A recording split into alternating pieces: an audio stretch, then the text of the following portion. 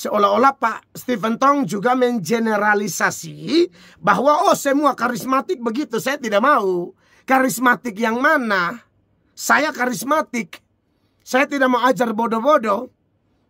Saya tidak mau. Silakan cek video kami ribuan di media.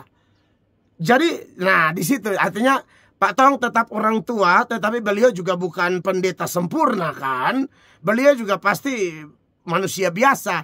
Nah kita beri kanter, tapi tetap kita tidak berarti menolak sama sekali teguran itu. Kalau ada yang pas kita terima, kita perbaiki.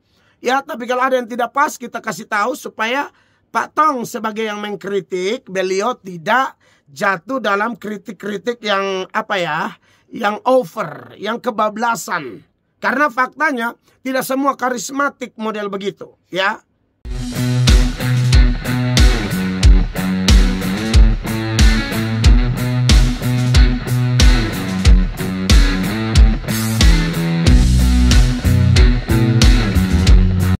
Kita ke pertanyaan selanjutnya. Ya. Shalom, selamat pagi Bapak. Shalom, selamat pagi. Saya ingin bertanya tentang beberapa waktu yang lalu ada seorang hamba Tuhan yang mengkritik tentang gereja-gereja, terutama gereja-gereja karismatik. Kalau mungkin Bapak sudah nonton, mohon tanggapannya Bapak. Maksudnya Pak Stephen Tong, omong aja nggak apa-apa. Pak Tong tuh oke. Pak Stephen Tong ya, mungkin saudara tidak omong, tapi saya sudah lihat, sudah viral itu ya. Pak Stephen Tong mengkritik gereja-gereja karismatik. Saya ini karismatik loh ya. Saya belum nonton detail, tapi saya lihat thumbnail. Tapi saya karena juga sering melihat videonya Pak Stephen Tong atau khotbah-khotbahnya beliau. Beliau mengkritik karismatik beberapa hal. Yang pertama, bahasa roh yang tidak alkitabiah, ya. Nah, kalau kritik seperti ini saya pikir kita memang harus jujur ya. Bahasa roh itu ada yang benar, ada yang tidak benar. Ya. Bahasa roh yang benar itu ya sesuai Alkitab lah, ya kan? Beda-beda, lalu apa bahasa rohnya berbeda-beda, lalu dimengerti. Bukan sama semua dan tidak dimengerti. Itu harus dimengerti. Bahasa roh itu ada dua jenis memang. Ada yang dimengerti dan ada yang tidak dimengerti. Nah khusus yang tidak dimengerti, Paulus bilang berdoa minta supaya ada yang bisa mengartikannya. Kalau belum ada, kau harus diam, membangun diri kan. Jadi tidak ada yang larang, asal pakai iko-iko Alkitab. Saya pikir aman kok. Ya. Jadi itu kan ada dasar ayatnya jelas tuh ya. 1 Korintus pasal 14 ya, ayat 23, 27, 28. Di ayat 39 dan tidak boleh ada orang larang orang bahasa roh. Yang dilarang itu kalau tiru meniru ya. WL bahasa roh sama kayak Bapak Gembala pun. Bapak Gembala pun ini kan Gembala cabang nih yang di sini. Yang Gembala pusat punya di Jawa. Sama semua persis. Lalu WL baru yang mau gabung juga. Mungkin karena di gereja lama dilarang jadi pisan bepo betul. Tapi kok sama? Nah, itulah bodohnya kalian di situ, ya. Bahasa roh itu enggak sama. Kalau bahasa roh satu gereja sama semua, Anda harus mencurigai ini dari mana kok miskin banget Roh Kudus ya. Roh Kudus kok tidak kreatif ya. Padahal dia tuh kreator. Dia tuh pencipta segala sesuatu, termasuk dia menciptakan bahasa. Masa Roh Kudus kasih bahasa? Bapak Gembala, WL, Ibu Gembala pun agak lebih speed tapi sama. Dia agak kayak tapi sama dengan Bapak Gembala dengan ketua kaum wanita punya ya. Sama, gimana dong? Iya kan? Nah, kalau andai kata jangankan Pak Tong, siapapun kalau kritik lalu ternyata benar ya kita terima dong. Gimana sih? Kenapa kita anti kritik? Bukankah kita punya Protestan ini lahir dari kritik? Gitu. Jadi jangan ngaku Protestan kalau tidak mau diprotes. Iya kan, karismatik Pentakosta kan Protestan. Di Indonesia ini cuma dua agama Kristen. Ya, dua agama berbeda tapi sama-sama Kristen, Katolik dan Protestan. Dalam Protestan itu ada karismatik, ada Pentakosta. Dan saya yang ngomong ini karismatik banget. Saya cinta bahasa roh. Tapi bahasa roh yang mana? Yang Alkitabiah, yang asli, yang mana? Yang tidak meniru-niru. Jadi ada jemaat satu datang, wih Bapak, puji Tuhan, kau di gereja, kau semua bisa. Bisa apa ya? Bisa bahasa roh. Juga tanya, bahasa roh sama kesana Bapak Gembala. Ya mirip sih, sonde itu lu sugesti. Basong kan, lu ini biar orang Jawa, ya tinggal terlalu lama di Kupang, lama-lama lu omong logat Kupang. Walaupun masih ada Jawa. Lu kalau sonde apa, beta flungku lu. Beta... Saya ingat waktu saya dulu sebelum bertobat masuk tahanan, ya kan? Itu sering tuh dengar polisi-polisi orang Jawa ngomong Kupang. Lu begini baru bikin muka saya pakai kode lu. Kalau di terminal Epura lu buka-buka dada lu. Itu saya dengar, ya. Kadang-kadang juga kita dengar polisi orang timur logat Jawa. Kamu ngaku aja gini baru bikin muka kayak monyet aja. Kamu nggak ngaku. Jadi semua tuh tergantung komunitas ya. Orang Jawa bergaul dengan orang Kupang, lama-lama omong Kupang. Kok beta omong sudah mulai ke anak-anak baik. Sama anak-anak pura itu loh. Sebaliknya iki loh.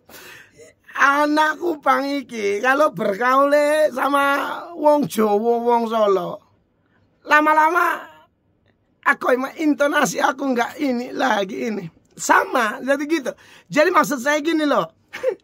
Lu di satu gereja yang bahasa rohnya itu mulu. Itu doang. Ya kan? Nah lama-lama lu kayak gitu tuh.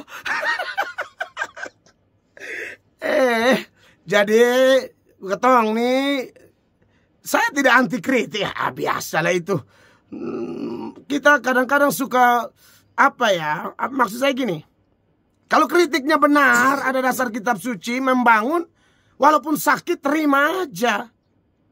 Jadilah seperti pengkhotbah atau pendengar khotbah atau pendengar kritik di zaman Petrus. Petrus itu khotbah, bukan khotbah biasa, bukan hanya berita anugerah, dia hantam dosa kiri kanan, tapi orangnya bertobat.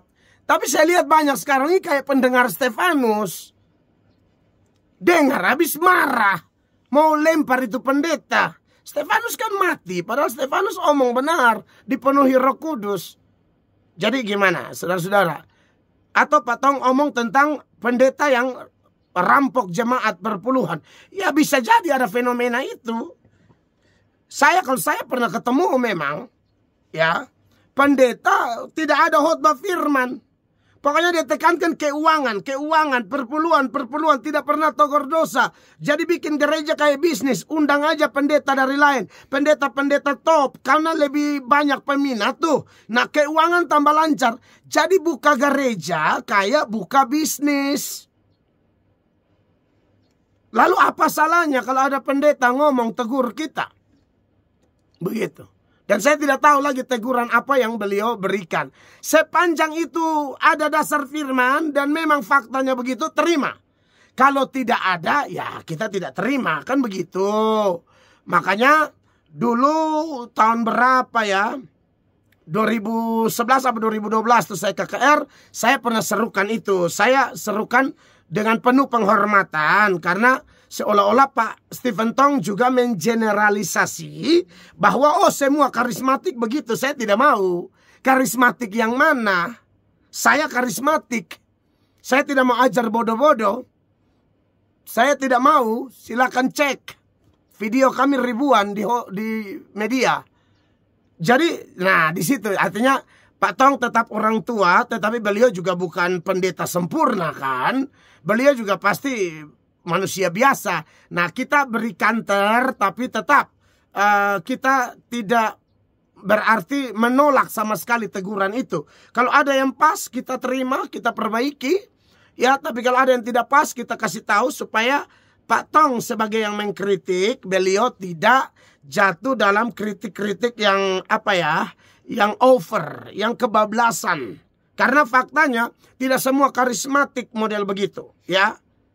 Ya, atau andai kata ada gereja lain, gereja Protestan lah. Kalau ada gereja Protestan tertentu yang begitu, jangan digeneralisasi semua Protestan pasti begitu, kan belum tentu. Ya, kalau ada satu orang reform, karena Pak Stephen kan reform nih. Kalau ada satu orang reform yang bermasalah misalnya, Ya jangan kita pukul rata semua reform bermasalah. Seperti sekarang saya lihat Pak Budi Asali itu reform tuh sedang mengkritik Pak David Tong, ya, atau Pak Stephen Tong juga. Ini sama-sama reform. Nah, tetapi kita harus bijak, kita dewasa melihat ada masalah apa sih? Ini kenapa sih? Karena saya dengar-dengar ada bantuan membangun rumah ibadah agama lain.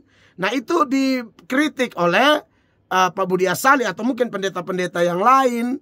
Nah, jadi semua. Jadi bukan Pak Tong yang mengkritik orang saja, beliau juga dikritik. Bahkan saya lihat banyak pendeta karismatik juga mengkritik Pak Tong. Ya, wajar-wajar aja.